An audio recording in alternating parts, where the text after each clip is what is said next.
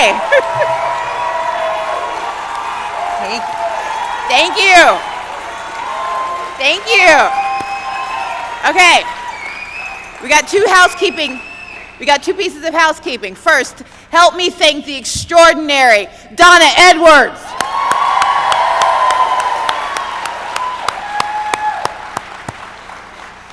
Now, you've seen these folks all day. They are taking care of you. They're making sure there's water. They're making sure there are pathways.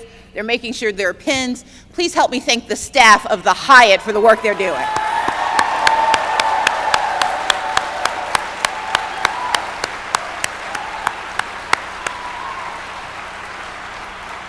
Thank you. So my name is Stacey Abrams, and I'm running to be the next governor of Georgia.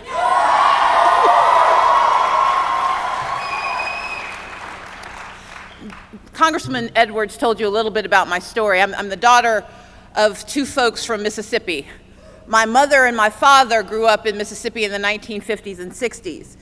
They were both from deep poverty. My dad is from black middle class, which meant poor.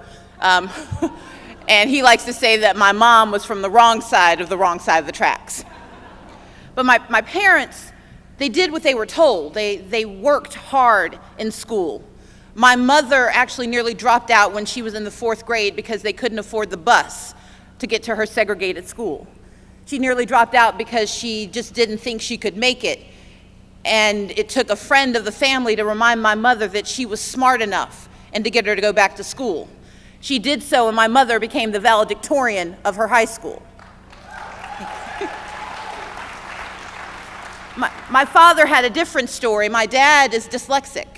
He didn't really learn to read until he was in his 30s by reading to my youngest sister. So my father memorized his way through school.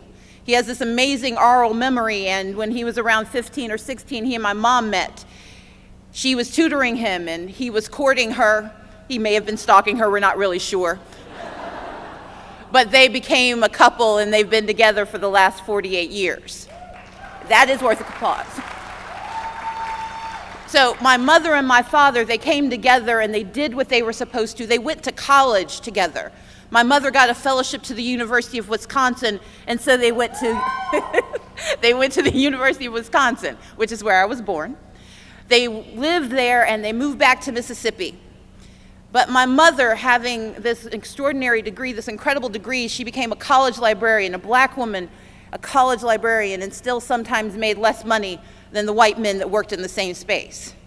My father, who had a college degree, because he was not able to read, was only able to get a job as a shipyard worker at Ingalls Shipbuilding in Mississippi. But before my parents met, before my parents became my parents were freedom fighters. My parents grew up in segregated Mississippi, in Jim Crow Mississippi, where their parents could not vote, where my grandmother could clean the college but couldn't vote in the college booth, where my grandfather could cook for everyone but could not pick his mayor. And so my parents believed in civil rights, they believed in justice, and they fought for it even though it didn't and wouldn't have affected them because they were too young to vote. My parents did everything they were supposed to. They followed all the rules, and in the normal story that we're taught in American history, in literature, in Horatio Alger, I should be telling you about how my parents transformed their lives and we all lived happily ever after. But that's not what happened, because my parents, if you hadn't noticed, are black. And so, despite working full-time and working extra shifts and doing all the things they were supposed to do, my parents went back and forth with their children between being the working class and the working poor, an oxymoron if ever I've heard it. A family that played by the rules still faced discrimination and prejudice and the panic of not knowing how they were going to pay that next bill. And like so many of you gathered here, my parents fought for themselves, but they also fought for rights that were even being denied to them, because my parents believed, and what they taught us to believe, is that no matter how little we had, there was always someone with less, and it was our job to serve that person. So my parents may not have been able to vote, but they were going to work hard to get other people the right to vote. And we may not have had running water, but we were going to go volunteer at a soup kitchen and at a shelter. My parents wanted us to understand that we may have little, but we had us. we had each other and that we had a duty to serve. And so I grew up in a family that had what we call the family trinity. We went to church, we went to school, and we took care of each other. I grew up in a family that, as Donna pointed out, valued public education, because even though education had not transformed their lives completely, it had moved them a little bit higher, moved them up a little bit further. And they knew if they kept pushing, if they gave their children those opportunities, it would move us too. And so my parents moved us to the poor black street on the middle-class white side of town so we could get zoned into the good school. My parents understood that there were machinations to getting a good public education, and that's not a story everybody understands. But my parents made certain that their children, their 6 children, were going to have opportunities that they never had. And so yes, sometimes we didn't pay the electric bill, but my brothers got to go to camp. And sometimes we didn't have opportunities to eat what we wanted to eat, but my sister got to be in the band, because my parents understood that the foundation of our future was our education. And in a single generation, my parents produced a college professor, an evolutionary biologist, the first black woman to be a federal judge in the state of Georgia, a social worker, and me.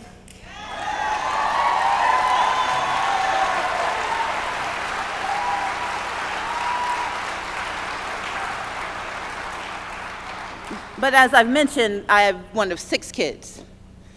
I have a brother named Walter, a brother I adore, a brother who is the 5th of our 6 brothers and sisters.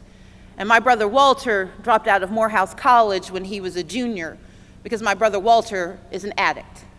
He began with marijuana and moved to crack and then to heroin. My brother didn't just discover the opioid addiction and the opioid epidemic. It's been around for a while. My brother was a young man who had an undiagnosed mental illness, and so he self-medicated trying to find peace. And my brother has an addiction, and so he stole to feed his addiction. My brother has committed crimes, and he is now serving time in a state prison in Mississippi. But I talk about my brother with the same pride that I talk about my sisters and my other brother with, because we are a family that understands not only opportunity, but redemption.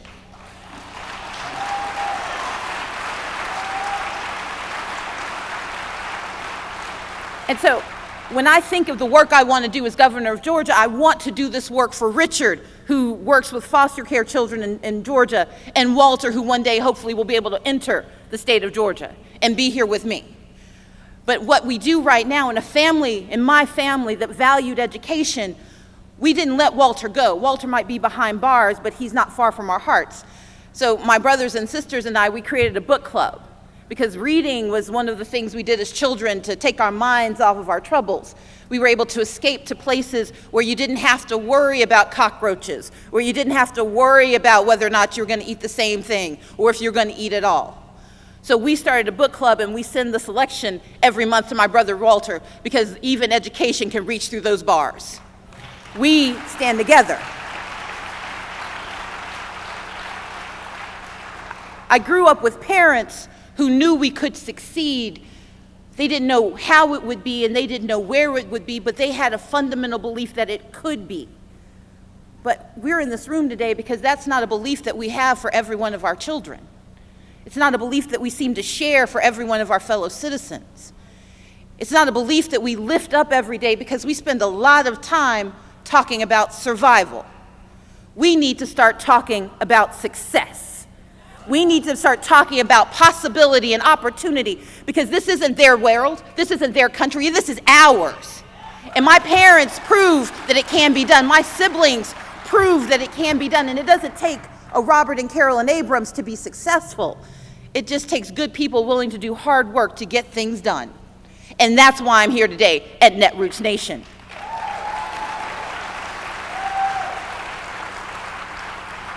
I'm here because I know that racism and sexism and geography will always be weapons forged against us, that who we love and who we are and how we look will be used to tell us that we're not enough.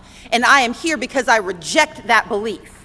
I am running for governor because I reject that belief. I know Then when people talk about how we need to train young poor children to sweep the kitchen because they need to learn a work ethic, I know poor people work harder than anybody you've ever met.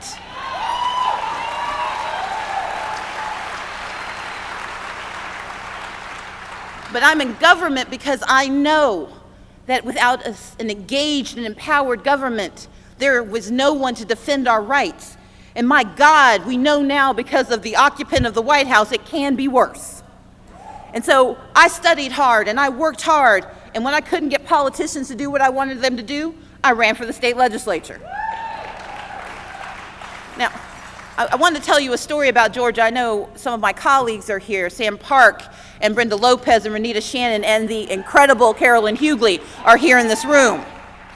But I want to tell you about where we started, at least recently. In 2004, Democrats lost the House of Representatives. Republicans had taken the Senate and the governor's mansion in 2002. The governor they won and the Senate they took by defection. By the time I got to the House in 2007, we were under complete conservative control here in Georgia, watching as they rolled back protections for workers, slashed funding for public schools, attacked reproductive rights. As a new legislator, I saw how our leaders attempted to fight back valiantly and courageously and sometimes hopelessly. See, the problem was we were trying to use the Republicans' playbook. We were trying to use the strategy that they had employed for years. We thought that if we reverse engineered their histrionics and their hostility, we could show the rest of the state their mistakes and they just usher us back in. But Democrats had a problem. Progressives have a problem because we actually believe in the power of government to do good. We believe in the power of government to defend civil rights, to advance the cause of justice. We can't use their playbook because we actually don't believe the government is bad.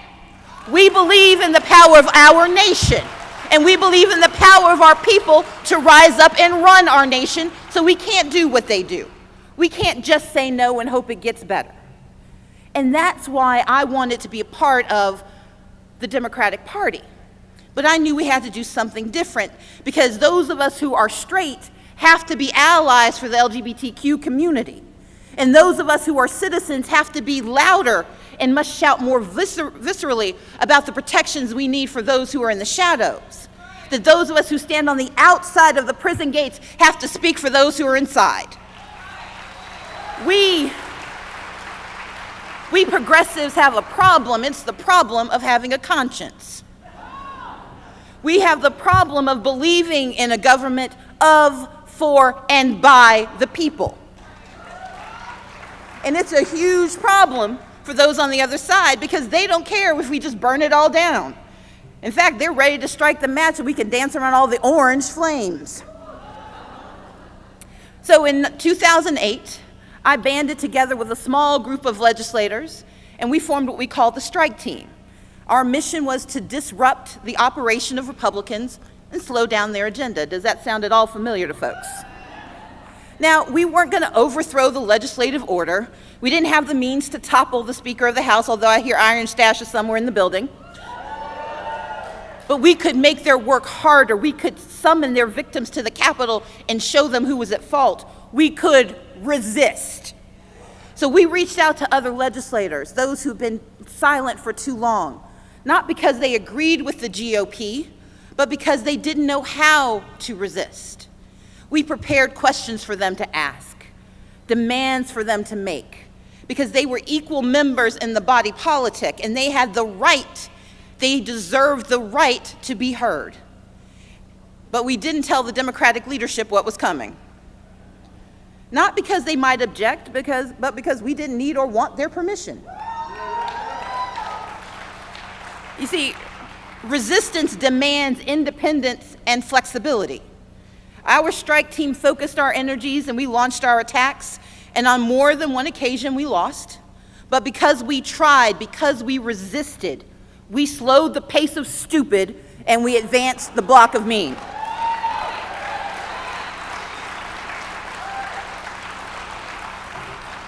But guys, we've learned something in the last year, in the last 200 days that have felt like 200 years. Resistance is only the beginning. It is critical. It is vital. but it cannot govern. Because we need the resistance to fight not only for our opposition, but sometimes we need them to fight our leadership. Now, and let me hear me clearly. That's not treason. That's not betrayal. That's democracy. That's what this is.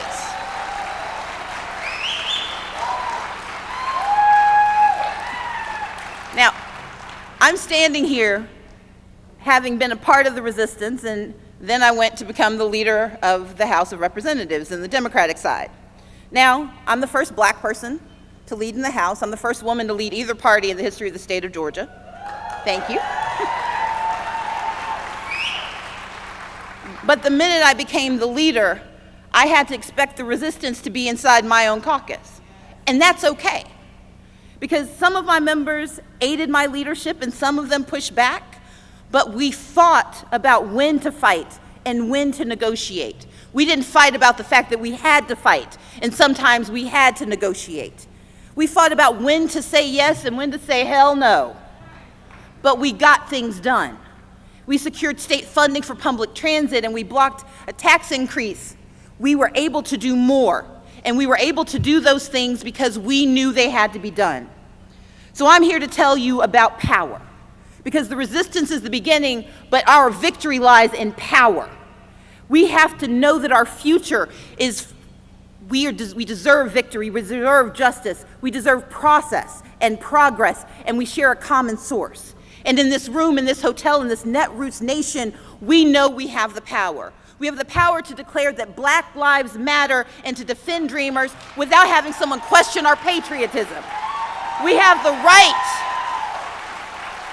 We have the right to and the power to call for gun control without first praising the Second Amendment. We have the power to explain that climate change is real, and so are the energy jobs that can employ millions of struggling Americans. We have the power to fight for Medicare for all without bringing about the end of modern civilization. We have the power to defend our public schools from privatization and to stop Democratic candidates who would call themselves Democrats and fight for privatization like Betsy DeVos.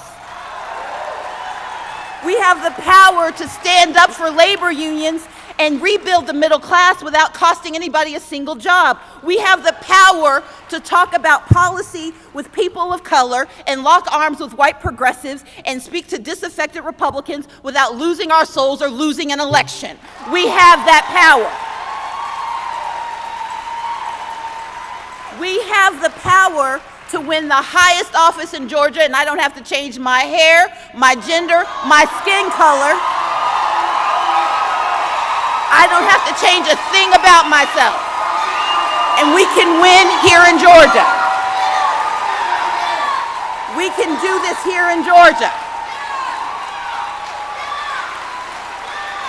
Because I believe in the power of the grassroots. I believe in the power of the Netroots. I believe that we have to build from the ground up, and we have to build forever.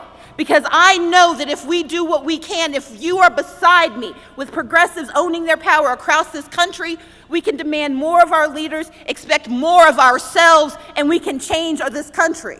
Because I believe in a shared power. I believe in a sacred power. I believe in a people power. The willpower of progressives to put real progressives in every seat, especially in the South, and to redraw the image of leadership so we can all see ourselves reflected in its face. Because together, if we work, if we speak, if we fight, if we believe, then we will have the power to change America, so let's get it done. Thank you so much.